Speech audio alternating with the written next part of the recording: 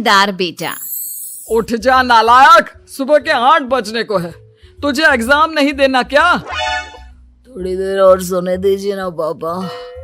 तू उठता या फिर मैं तेरे ऊपर पानी फेंकूं?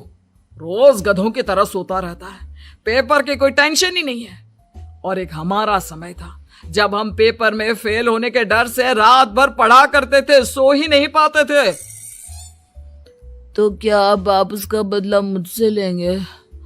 मैं 15 मिनट बाद उठ जाऊंगा, आप प्लीज जाइए, मुझे डिस्टर्ब मत कीजिए। इतना कहकर रौनक रजाई ढककर फिर से सो जाता है। तू ऐसा नहीं मानेगा, रुक मैं अभी पानी लेकर आता हूं। बस फिर क्या था, इतना कहकर वो भागते हुए बाथरूम में जाते हैं और पानी की एक बड़ी सी बाल्टी लाकर रौनक के ऊपर फेंक देते हैं। पानी पड़ते ही रौनक झट से उठ जाता है। ये आपने क्या किया पापा? अब तो उठेगा नहीं तो यही करना पड़ेगा ना। वैसे थैंक्स डैड, आपके कारण ना अब मुझे नहाने की भी जरूरत नहीं पड़ेगी।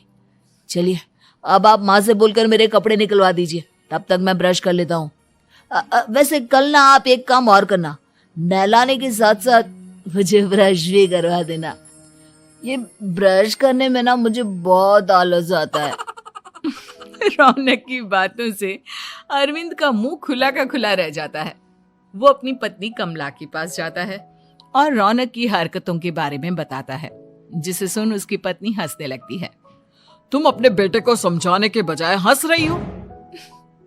रौनक बच्चा है, धीरे धीरे सुधर जाएगा, आप क्यों उसके पीछे पड़े रहते हो? अभी नहीं सुधरेगा तो कब सुधरेगा? 10वीं क्लास में है रौनक, वो अब कोई बच्चा नहीं रहा। अरविंद की इतना बोलते ही वहां रौनक भी आ जाता है। क्या डैड, मैंने आपको एक काम दिया था, वो भी नहीं हुआ आपसे। अरे क्या हुआ बेटा? माँ, मैंने डैड से बोला था कि वो आपको बोलकर मेरे स्कूल की यूनिफॉर्म निकाल दे, लेकिन मेरे पीछे पड़ने के अलावा इनसे एक काम ढंग से नहीं होता। देख रही हो कमला, देख रही हो अपने लाडले को? अरे आप चुप रहिए जी। चलो बेटा, मैं तुम्हें कपड़े निकाल कर दे देती हूँ। बस ऐसे ही साल पर साल बीतते जाते हैं, लेकिन रौनक के रवैये में कोई बदलाव नहीं आता। वो पहले से भी ज्यादा आलसी और पूरी तरह अपने माता पिता पर निर्भर हो जाता है। 2 साल बाद पता नहीं कहाँ गायब रहता है पूरे दिन, अब तक तो आ जाना चाहिए था। अरे आप इतनी फिक्र क्यों कर रहे हैं उसकी? दोस्तों के साथ खेल रहा होगा, आ जाएगा अभी। ये कोई टाइम है खेलने का? 10 बजने वाले हैं, इतनी रात में कौन खेलता है? कमला कुछ कहती उससे पहले ही रौनक वहां आ जाता है। मम्मी जल्दी से खाना लगा दो, बहुत भूख लग रही है। तुम्हें तब तक खाना नहीं मिलेगा जब तक तुम बता नहीं देते कि इतनी रात गए कहां से आ रहे हो। ओ प्लीज डैड, अब आप एसी पे प्रद्युमन बनकर मेरे सर पर बंदूक लेकर मत बैठ जाना। अपनी फालतू की बकवास बंद कर और बता कहां से आ रहा है। माँ अब समझाइए ना डैड को। बता देना बेटा, इनको भी तसल्ली हो जाएगी। आप बोल रही हैं तो बता देता हूँ, मैं दोस्तों के साथ मूवी देखने गया था, इसलिए देर हो गई। तो इन सब चीजों में मेरे पैसे उड़ाता है? कभी 1 रुपया कमाने के बारे में सोचा है तूने? जब देखो हवा की तरह पैसे उड़ाता रहता है। माँ अब आप इन्हें चुप करा दीजिए, वरना ना मुझे गुस्सा आ जाएगा। अच्छा क्या कर लेगा? बता ना, क्या कर लेगा तू? वैसे बात तो ठीक ही है, मैं कर ही क्या सकता हूँ। पैसे तो फिर भी मैं आपसे ही मांगूंगा ना। चलिए अब ये सब बात छोड़िए और मम्मी मेरे लिए खाना लगा दीजिए। अभी लगा देती हूँ बेटा। मैं बता रहा हूँ कमला, एक दिन ये ऐसे ही बिगड़ जाएगा। ओफो, आप क्यों इतना पीछे पड़े रहते हो मेरे बच्चे के? बात की बाद में देखेंगे, अभी आप शांति से उसे खाना खाने देंगे। अगले दिन, डैडी मुझे 10,000 रुपए चाहिए। हाँ? अब इतने पैसे क्यों चाहिए तुझे? डैड आप बिना सवाल किए कभी पैसे नहीं दे सकते क्या? जब तक तू बताएगा नहीं तुझे पैसे भी नहीं मिलेंगे। अरे अब आप अपने बेटे को पैसे भी नहीं दे सकते? नालायक, तेरी उम्र के लोग नौकरी करते हैं और एक तू है जो नौकरी करने का नाम ही नहीं लेता कभी। आप लोगों के होते हुए भला मैं नौकरी क्यों करूं? अरे हम कब तक पैसे देंगे तुझे? तुझे भी तो अपने पैरों पर खड़ा होना होगा ना। कौन सा उधार के पैरों पर खड़ा हूं? अपने ही तो पैरों पर खड़ा हूं मैं। इसी तरह रौनक दिन प्रतिदिन लापरवाह होता जाता है। उसकी लापरवाही को देखते हुए अरविंद और कमला अपने बेटे की शादी कराने का फैसला लेते हैं और 1 महीने के अंदर अंदर ही रौनक की शादी मेघा नाम की लड़की से करा देते हैं। शादी के कुछ दिन बाद, रौनक, मुझे एक अच्छी सी साड़ी चाहिए, आप ला दोगे ना? हाँ, क्यों नहीं।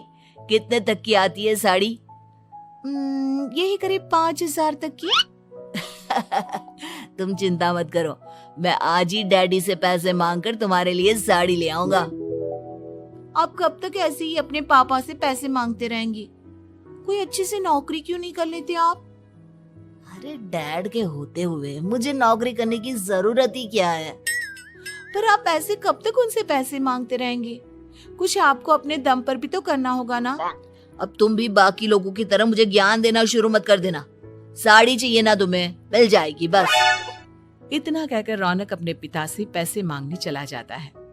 डैडी, मुझे 5,000 रुपया चाहिए। अब 5,000 क्यों चाहिए तुझे? वो मेघा को साड़ी चाहिए थी। अरविंद आगे बिना कुछ कहे चुपचाप उसे पैसे निकाल कर दे देता है।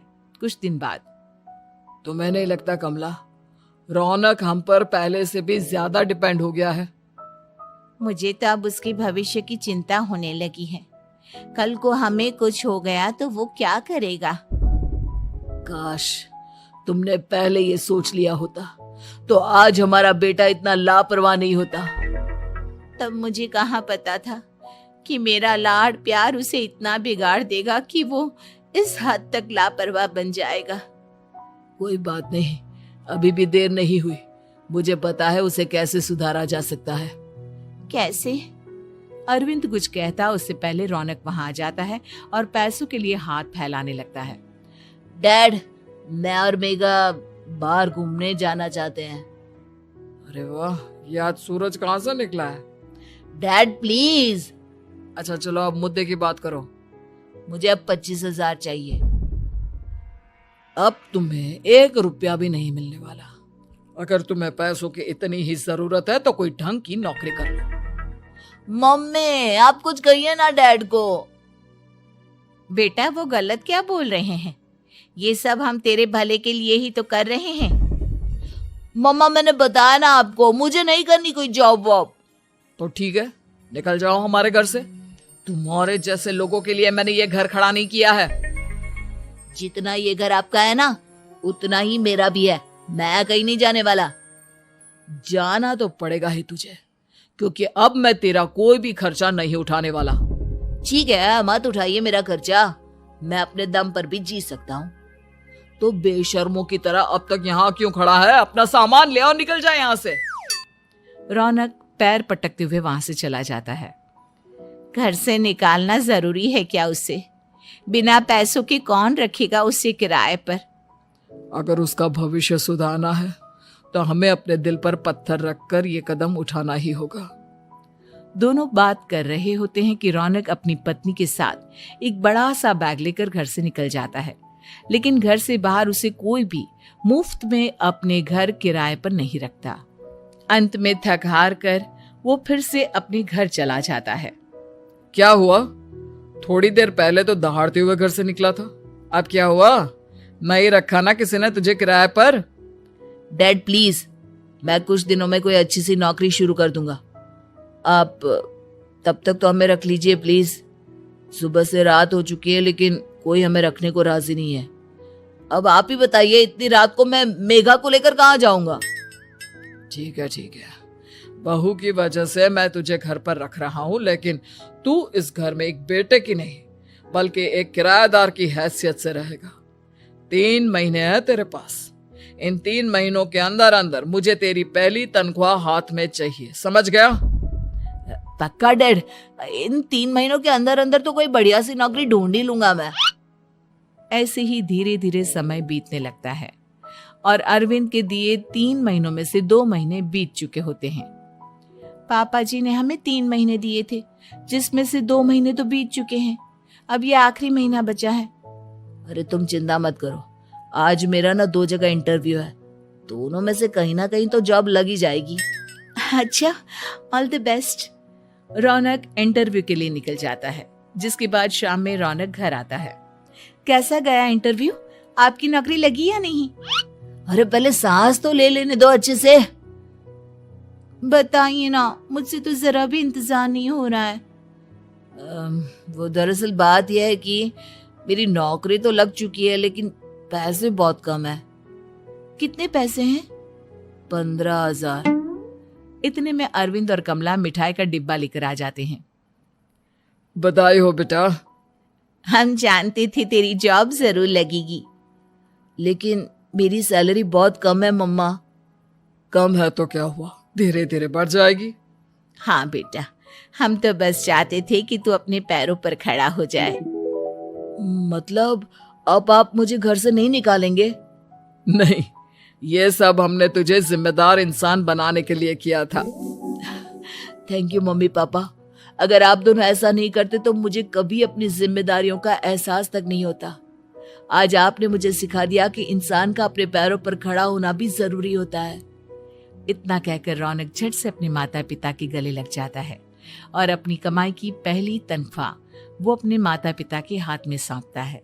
इस तरह रौनक एक गैर जिम्मेदार व्यक्ति से एक जिम्मेदार व्यक्ति बन जाता है।